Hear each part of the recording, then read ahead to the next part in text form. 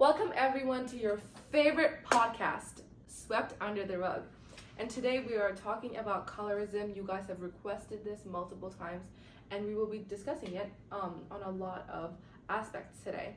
And so I'm going to define the word colorism by using a statement from Margaret L. Hunter, who is a researcher of race and gender at UC Berkeley, and she works in the Division of Equity and Inclusion.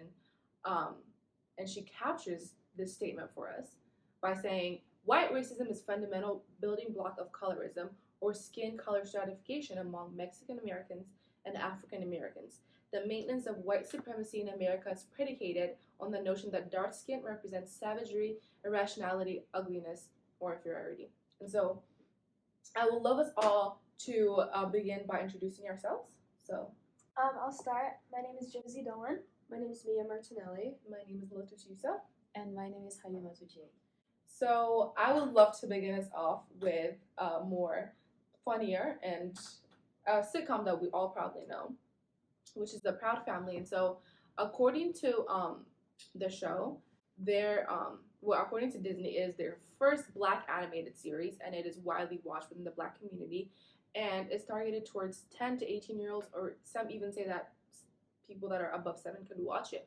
So there is a dark-skinned girl in the friend group of Penny. Penny is the center of the show, and she is the only dark-skinned woman, Dejournay.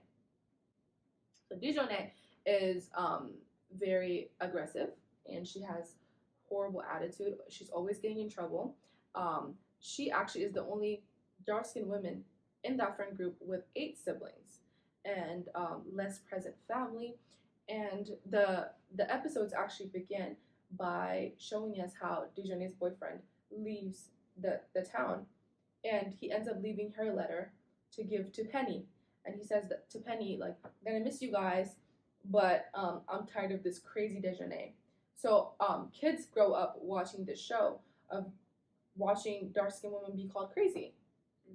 Absolutely. So jumping on to what you were just saying, I feel like it is just a huge problem in the media in general when it comes to representation of dark-skinned people, because I was focused on the beauty industry, and like you were seeing how Dejournay was represented as a dark-skinned, aggressive, curvy woman as well, etc. So basically like all the stereotypes and stuff.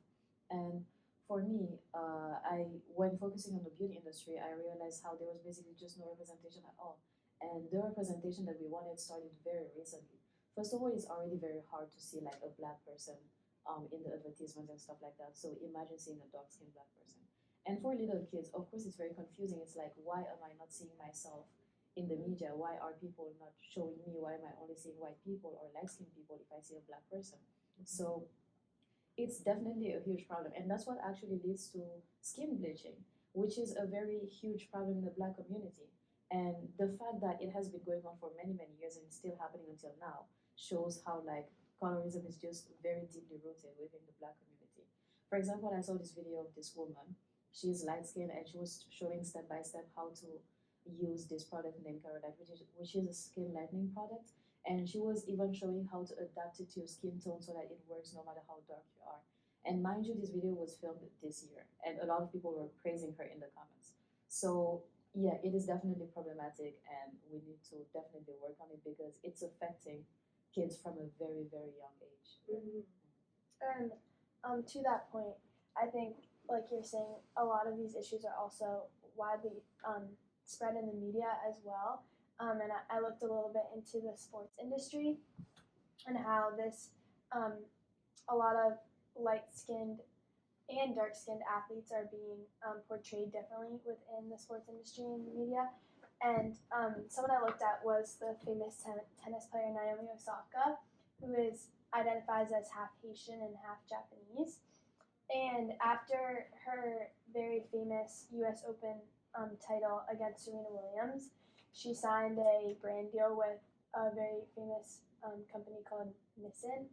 And in that advertisement, they did a Japanese anime-style character to represent Naomi. And it was published to the public and media, and the character was extremely lightened so that she had white skin, and they also changed the color and texture of her hair.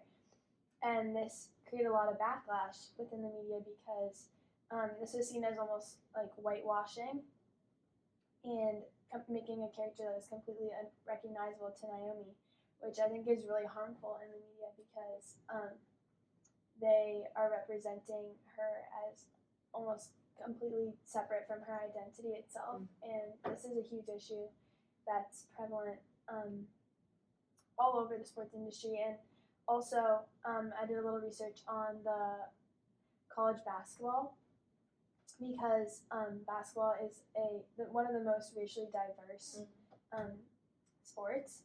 And I looked a little bit into the NCAA Division I tournament from 2000 to 2010, which is still fairly recent. Yeah. And it was found that commentators were more likely to comment on the physical characteristics of dark-skinned players, while for light-skinned players they really focused only on their mental abilities and performance skills based.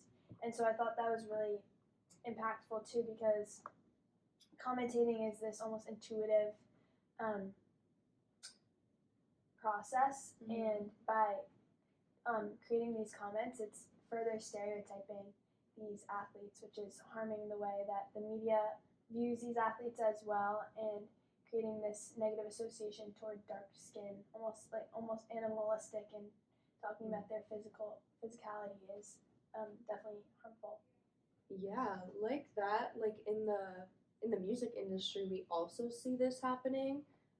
Someone who's really popping off right now is Ice Spice. Yeah. She's a rapper. She's from the Bronx. She's known for her ginger hairstyle and her signature move, Munch. So she blew up about like 2 years ago, I want to say. Like, I think through TikTok, her song went like viral and everyone was doing dances to it. So that's how she like blew up. But people were getting like pretty suspicious about how she came to fame this quickly compared to other Black women in the industry. So, you know, people have always been making these assumptions about her and asking her these questions, and she always like pushed them aside, like never really addressed them until recently, where she said, you know, I don't think this has anything to do with my success.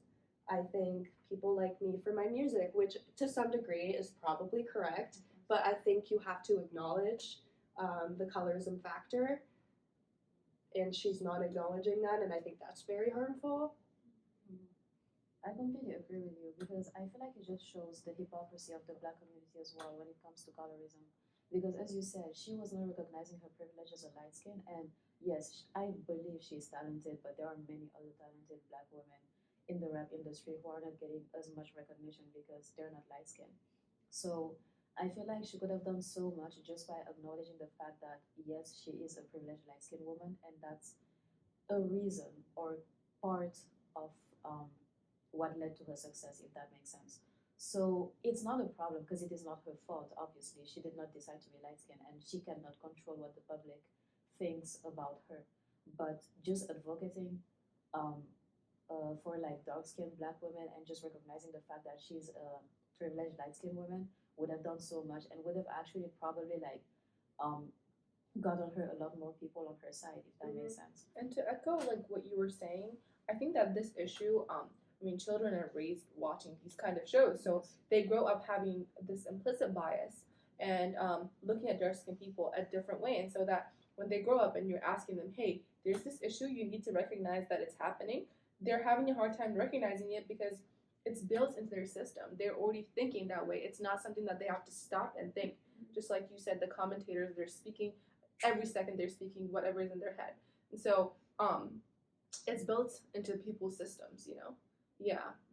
Definitely. I mean, it's seen on YouTube, Disney Channel, sports, music industry. This is all things that like kids are grown up watching and seeing. And one thing that I saw that brought my attention to Ice Spice in particular was on Instagram, which does have like a younger following as well, was a feminism page with like millions of followers. People know about this page, and they posted about Ice Spice about a year ago, and it was just about colorism and how, you know, she has had an advantage because of her lighter complexion. And this post was up for like a little bit, and I went back about like a week later, and it was gone. And I was like, what happened to this post? And I guess Ice Spice team like made them take it down because they didn't like the controversy. Probably. Yeah, that's very interesting coming from a Black woman, Mm-hmm. and this is an issue that needs to be recognized within the Black women for the most part because it does affect Black people and especially dark skinned people, and it's spread everywhere. So we see it in different medias, and what we can do is start talking about it and not sweeping it under the rug. Yeah. Yeah. So, thank you guys for watching our podcast. Thank you all for talking about colorism. It was very lovely to hear about the sports industry, music, Disney Channel, and the beauty industry as well. And we hope to see you again for our next episode. Don't hesitate to comment and tell us what you want us to talk about next. We would love to hear from you. And yeah, see you next time. Thank you. Bye.